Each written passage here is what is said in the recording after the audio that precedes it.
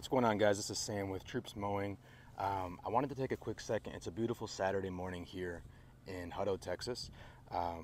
I just found out that I will be speaking at the Landscape Summit this year in Louisville in October. And so I just figured I'd start pushing out some content and kind of getting a gauge to see how you guys are liking the material that I'm pushing out, just to kind of see if I'm on the right track in terms of information that local lawn care companies or small lawn care companies in between $500,000 to $1 million per year in revenue. If this is the type of information you guys deem valuable, I would love to hear that. So the purpose of today's video is to understand how much you need to spend or how much you can spend on marketing. So we're going to talk about our lifetime value per customer, and we're also going to talk about the customer acquisition cost and what you should be willing to pay and what you can pay based off of your lifetime value. So hopefully that this screen will be sharing with you as I kind of highlight a few different things, and hopefully you can follow along pretty well. So how to find your lifetime value per customer is you first need to understand your total annual revenue. There's going to be a few different KPIs that you need to figure out. This is why it's super important to understand your numbers. So in this example, this lawn care company has an annual revenue of $800,000 per year. The number of reoccurring customers that they have is 420, and what you do is you take that annual revenue and you divide that by your number of reoccurring customers for that year, and that gets you your average reoccurring revenue per customer or per account. So in this instance, that brings us to $1,904. Now what you want to do is you want to multiply that by your gross margin percentage, and gross margin is, you can simply find that by taking your gross profit divided by your net sales and find that in terms of a percentage. A good gross margin percentage, obviously the higher the better, is about 50%. That can get you some good profits for your company. What we get there is you get your gross contribution per customer, that's $952, and then you want to divide that by your annual churn rate. That's how many customers you lose in this instance per year. So let's say go on the higher end there with 25%. Now what that gets you is that gets you your customer lifetime value in this instance of $3,808. Now that's just the top line revenue. Or no, that's not the top line revenue. That's just with your gross margin percentage for your lifetime value. What I like to do is I like to find this in terms of your net profit percentage. So if our net profit percentage is 15%, which for an $800,000 a year company, I would say that's a fairly healthy company. I always shoot to be between 15% and 20% if we're getting over $750,000 a year.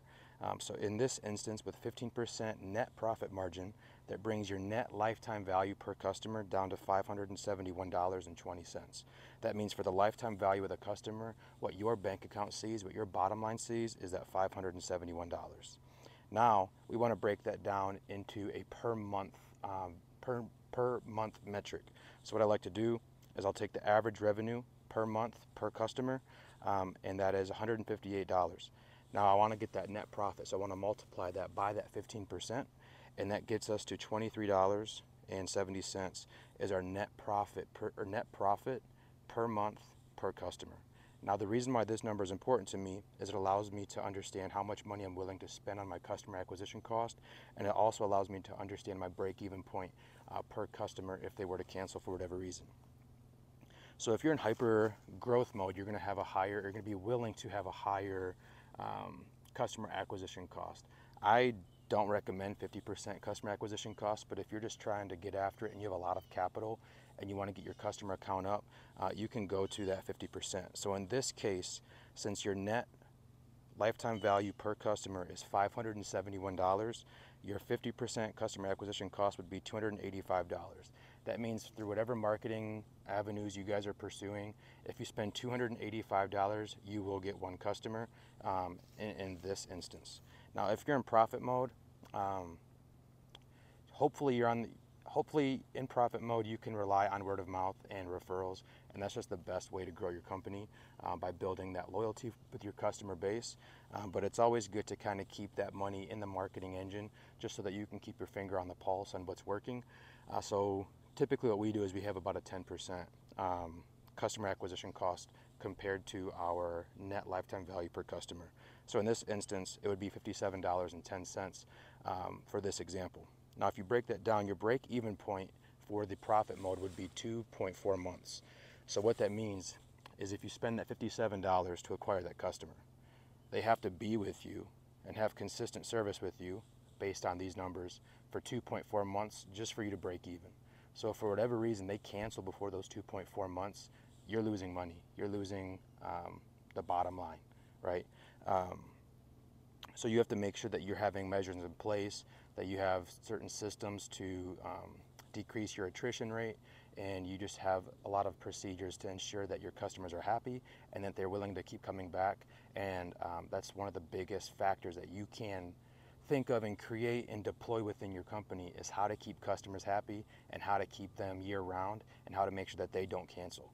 Because anything after those 2.4 months in the profit mode example is straight profit.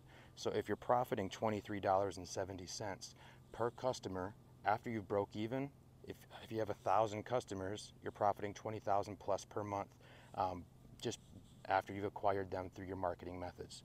Now, vice versa, if you're at the 50% customer acquisition costs in comparison to your net lifetime value per customer, your break-even point is a year. So you have to have that customer all year for you to make essentially $0 extra in profit. There's no right or wrong answer. It just depends on what you're doing in your current business. Where we're at is we're in profit mode, so we're not going to go above 10% customer acquisition cost. At least that's the goal. So I hope this information helps. If you guys have any questions at all, please feel free to shoot me a comment, and I try to do my best to get back to you guys. So thank you, and hopefully I see you guys at Landscape Summit here in October. Take care.